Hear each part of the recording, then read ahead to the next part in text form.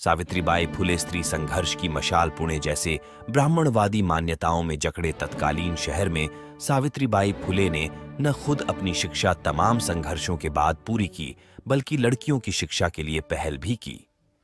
इस पहल से जगी शिक्षा की अलख और उसके प्रभाव का सुजाता पारमिता का विश्लेषण।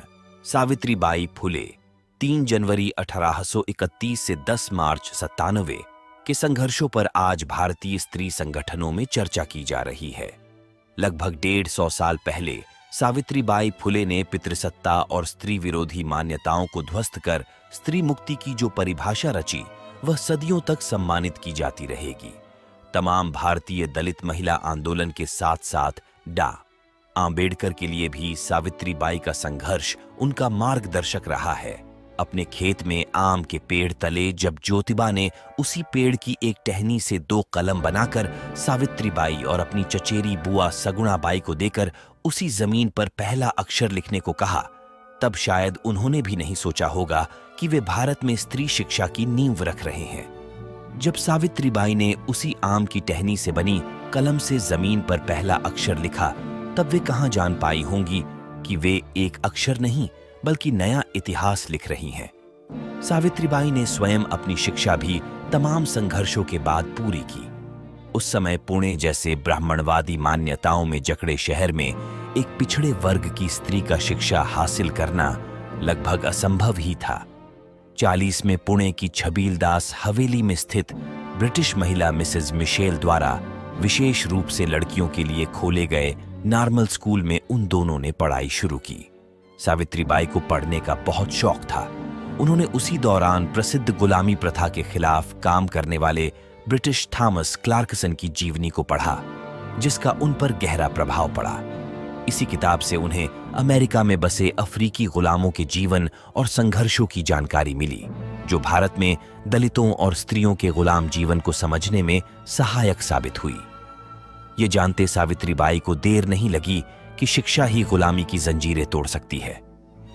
थॉमस क्लार्कसन भी दुनिया भर में अपनी बात प्रभावी रूप से इसीलिए पहुंचा पाए क्योंकि वे शिक्षित थे। फुले दंपत्ति ने 1 जनवरी 1848 में पुणे की भिड़ेवाड़ी में लड़कियों के लिए भारत में पहला स्कूल खोला। इसी स्कूल से सावित्रीबाई और सगुणाबाई ने अध्यापन का काम शुरू कर भारत की पहली महिला अध्यापिका होने का गौरव हासिल किया। फुले दंपत्ति यह अच्छी तरह से जानते थे कि शिक्षा ही विकास के रास्ते खोल न्याय का मार्ग प्रशस्त कर सकती है। शिक्षित स्त्री पुरुष ही संघर्ष को दिशा दे सकते हैं। स्त्री के साथ ही दलितों के लिए भी शिक्षा जरूरी है। इसी को ध्यान में रखकर 15 मई 1848 को उन्होंने पुणे की एक दलित बस्ती में स्कूल खोला, जहां दलित लड़के लड़कियां पढ़ने लगे। इस स्कूल में पढ़ाने के लिए जब कोई अध्यापक नहीं मिला, तब सावित्रीबाई और सगुणाबाई ने वहां भी पढ़ाना शुरू किया। स्त्री और दलितों की शिक्षा के प्रति फूले दंपत्ति की प्रतिबद्धता किसी जुनून से कम नहीं थी। लगातार पैसे की कमी के बावजूद भी वे समर्पित भाव से इस काम में लगे रहे। पुणे की भिड़ेवाड़ी में 1 जनवरी 1848 में भारत का लड़कियों के लिए पहला स्कूल खोलने के बाद मात्र 4 साल के भीतर ही 15 मार्च 1852 तक उन्होंने पुणे शहर और उसके आसपास 18 स्कूल खोले, जहां सभी विद्यार्थियों को निःशुल्क शिक्षा दी जाती थी। सावित्रीबाई द्वारा पढ़ाए गए न जाने कितने ही छात्रों के जीवन में उससे भारी परिवर्तन आया। उनकी इन्हीं स्कूल में पढ़ने वाली 2 छात्रों का जिक्र यहां जरूरी है। मुक्ताबाई, जिनका निबंध मांग महारों के दुख के विषय में, और ताराबाई शिंदे, जिनके स्त्री पुरुष तुलना आज आधुनिक भारतीय स्त्रीवादी विमर्श का महत्वपूर्ण हिस्सा है। जिस वक्त मुक्ताबाई ने इस निबंध को लिखा था, उनकी उम्र मात्र 14 साल की थी।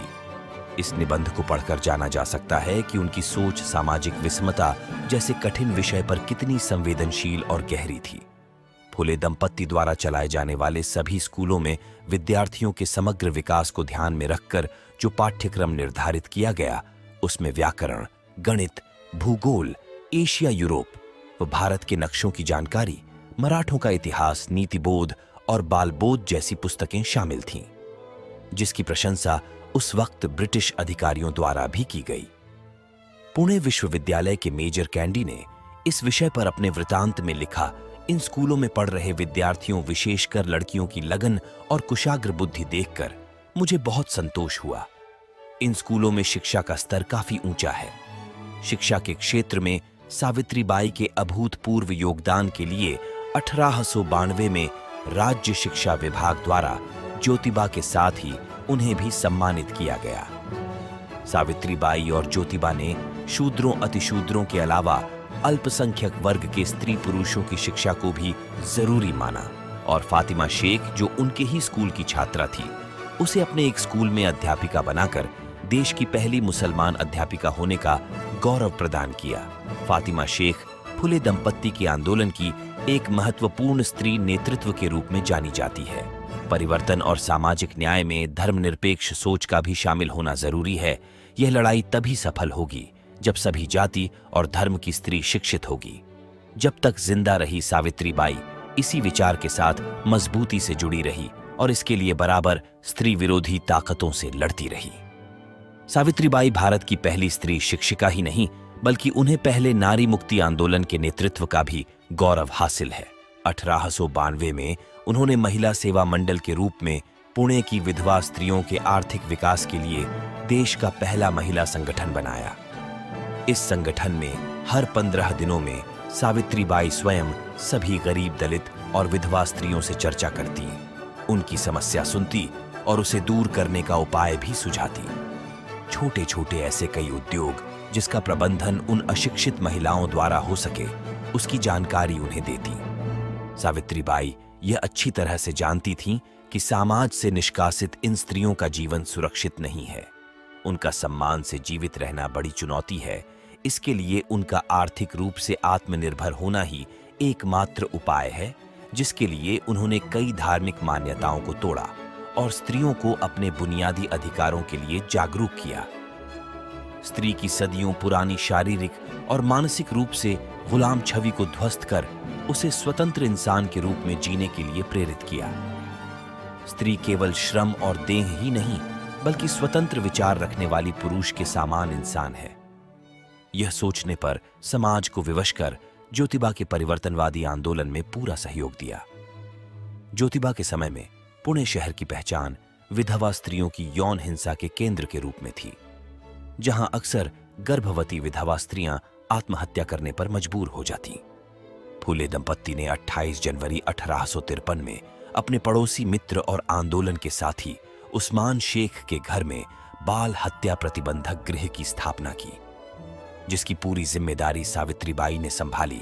वहां सभी बेसहारा गर्भवती स्त्रियों को बगैर किसी सवाल के शामिल कर उनकी देखभाल की जाती, उनकी प्रसूति कर बच्चों की परवरिश की जाती, जिसके लिए वहीं पालना घर भी बनाया गया। यह समस्या कितनी विकराल थी, इसका अंदाजा इसी बात से लगाया जा सकता है कि मात्र 4 सालों के अंदर ही 100 से अधिक विधवा स्त्रियों ने इस गृह में बच्चों को जन्म दिया, जिसमें अधिकांश स्त्रियां ब्राह्मण थीं।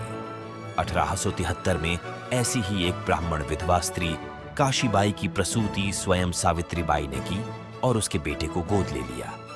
उसका नाम यशवंत रख उसकी परवरिश पूरी जिम्मेदारी के साथ पूरी की। उनका यही बेटा बाद में चलकर डॉक्टर बना और फुले दंपत्ति के आंदोलन को आगे बढ़ाने में उसका महत्वपूर्ण योगदान रहा। 1874 का वर्ष ज्योतिबा के लिए महत्वपूर्ण था, जब उन्होंने सत्यशोधक समाज की स्थापना कर एक नए वैकल्पिक सामाजिक व्यवस्था की अवधारणा को साकार करने का निर्णय लिया। इस नए समाज में शूद्र, अतिशूद्र और स्त्रियों के साथ ही कई समता और परिवर्तनवादी सोच के व्यक्ति शामिल हुए। सावित्रीबाई की इस समाज की रूपरेखा और दर्शन की रचना में बराबर की हिस्सेदारी थी। 1890 में ज्योतिबा की मृत्यु के बाद 1893 सत्यशोधक समाज की बागडोर सावित्रीबाई को सौंपी गई। उन्हें सर्वसम्मति से अध्यक्ष चुना गया। सावित्रीबाई ने 4 सालों तक सत्यशोधक समाज का प्रबंधन कुशलता से किया। 1896 में महाराष्ट्र में पड़े सूखे के दौरान सत्यशोधक समाज के कार्यकर्ताओं के साथ मिलकर वे रात दिन लोगों की मदद करती रहीं। अगले ही वर्ष 1897 में पुणे शहर में प्लेग की महामारी फैल गई। जब अधिकांश लोग शहर छोड़कर भाग गए, सावित्रीबाई और उनके पुत्र वहीं रहकर बीमार लोगों की सेवा करते रहे। प्लेग से संक्रमित एक व्यक्ति को कोई मद्य न मिलने पर स्वयं सावित्रीबाई अकेले ही उसे अपने कंधों पर उठाकर यशवंत के अस्पताल ले गई। उसी दौरान वे स्वयं भी संक्रमण की चपेट में आ गई और इसी कारण उनकी मृत्यु हो गई। सावित्रीबाई अपने जीवन के अंतिम दिन 10 मार्च 1897 तक इंसानियत के लिए संघर्ष करती रहीं।